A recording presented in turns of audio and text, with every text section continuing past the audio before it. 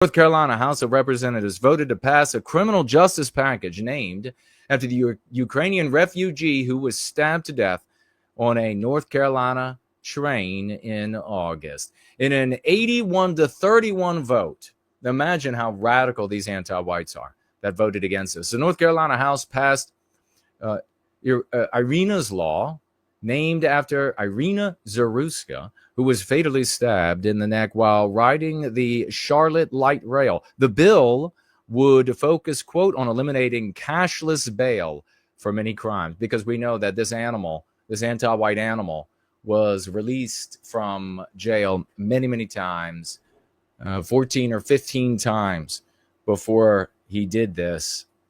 Anti-whiteism being the problem, and I can explain to you how if you're unsure. And it would also limit the discretion that magistrates and judges have in making pretrial release decisions. And limiting a judge's decision-making ability is a way to really push back against anti-white judges, who are all of them to some degree, every single one, even the most patriotic, Trump selecting, flag waving. Feels like I didn't shave.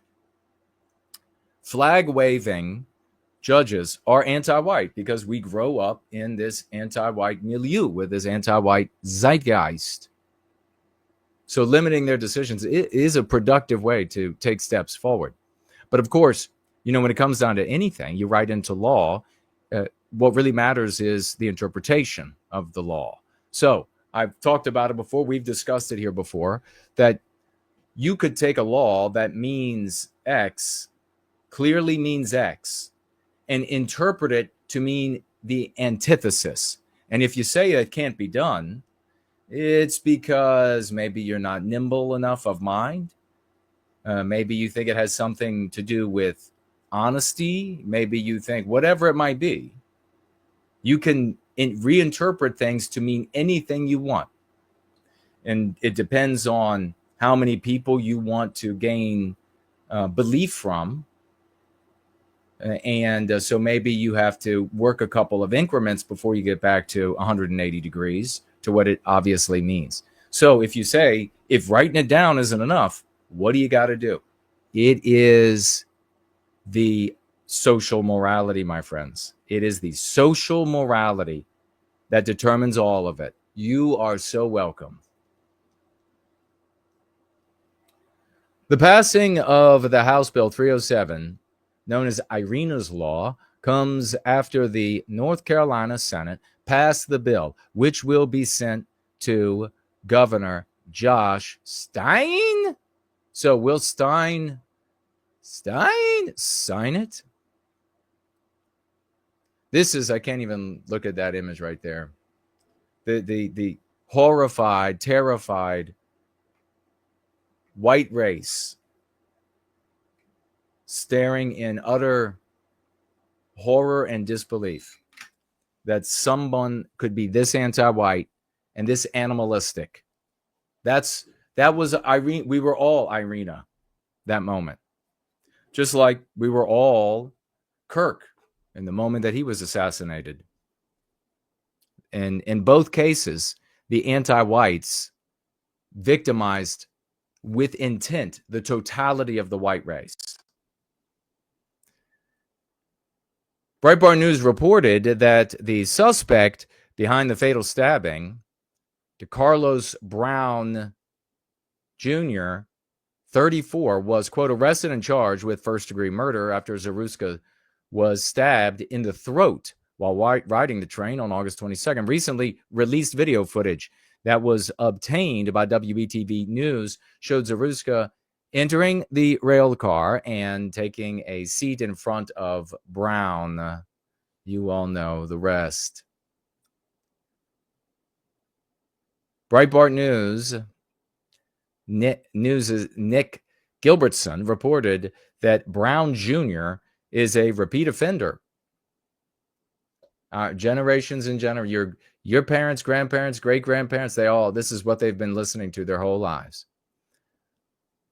And we're going to be talking about the different misattribution for cause. It's one of the biggest of human failings is misattribution. And sometimes the misattribution is intentional. Grifters do it all the time because I've talked about it before. It's peddling without a chain. It's running in place. They keep an audience entranced, and that's really the proper word for it, being entranced, so that they keep giving money, they keep giving praise, they keep lauding. What is this person's opinion on this? What is their opinion on that? But there's no benefit. So the misattribution is an enormous problem. Brown's release came despite him having 14 previous criminal charges on his rap sheet. So a great example of a misattribution here for the cause is prison reform, is number of prisons, and then you can see the first step you take, if it's incorrect, it's almost impossible to take a correct step after that with deducing and addressing the challenge that began your cogitation. It's just, you get further and further afield from correcting the problem. But this is a positive. There's been a lot of, as I say, dolorous folks out there. And here you have some people so moved by this anti-white, animalistic murder, bestial murder, that they are moving to pass a bill currently, and we hope it will become law in North Carolina. And then that would be great if it made its way across the country. But really what I'd like to see is all of these murals that are going up of Iryna have some of the verbiage from here. Anti-whiteism killed me, written right on it. Anti-whiteism murdered me, written on the mural. If it's just her face, within 2 weeks, I mean, right now already people don't know who she is. The vast, vast majority. What you see here, and I didn't really get a chance to speak much about it, but what you see here is Floyd. This is George Floyd as a child responds to the George Floyd effect, or the George Floyd consequence. They painted murals of that hideous drug addict in every city.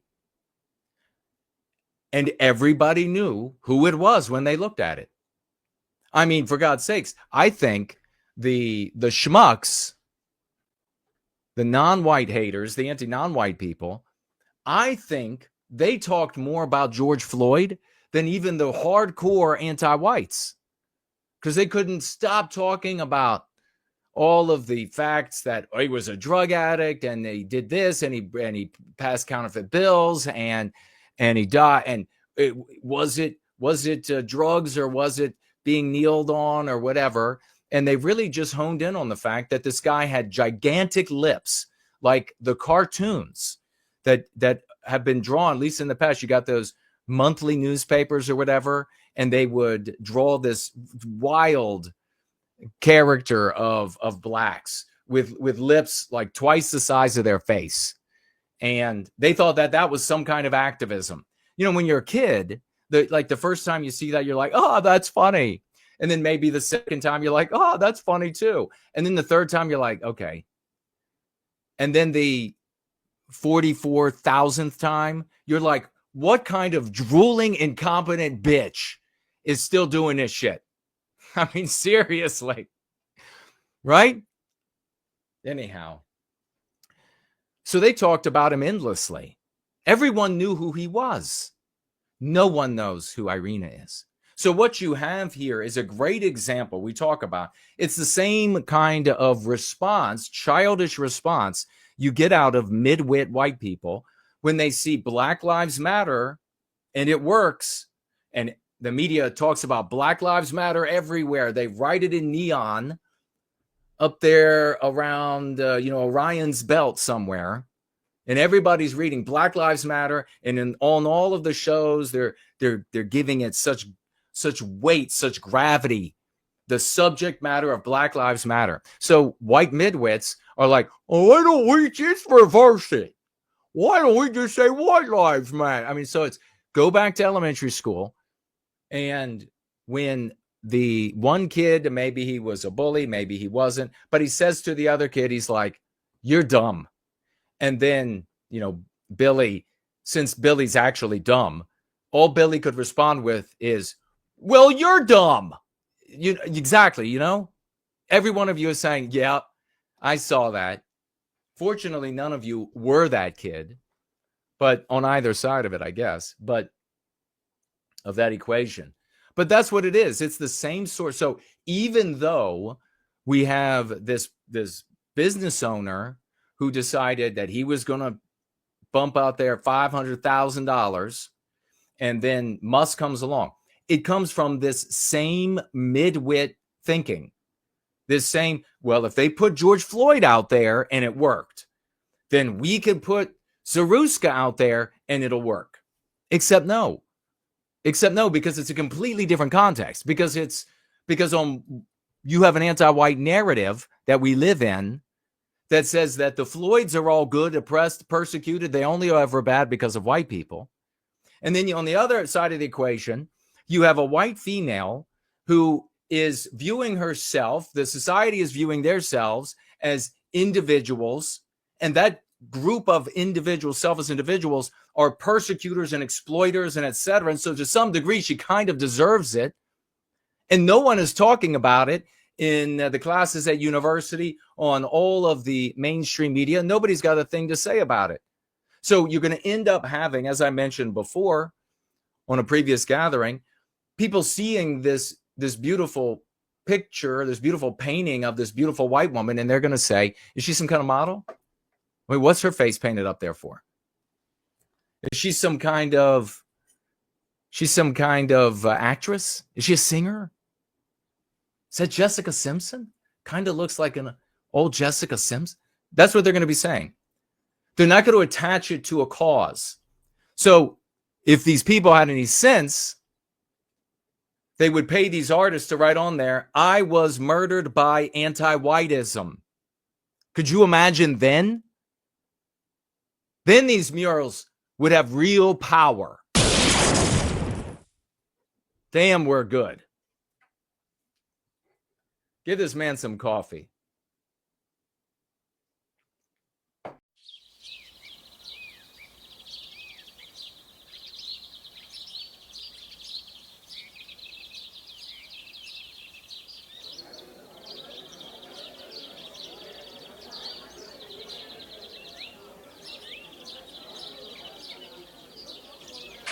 Join us for white well-being. Yay! Let's eat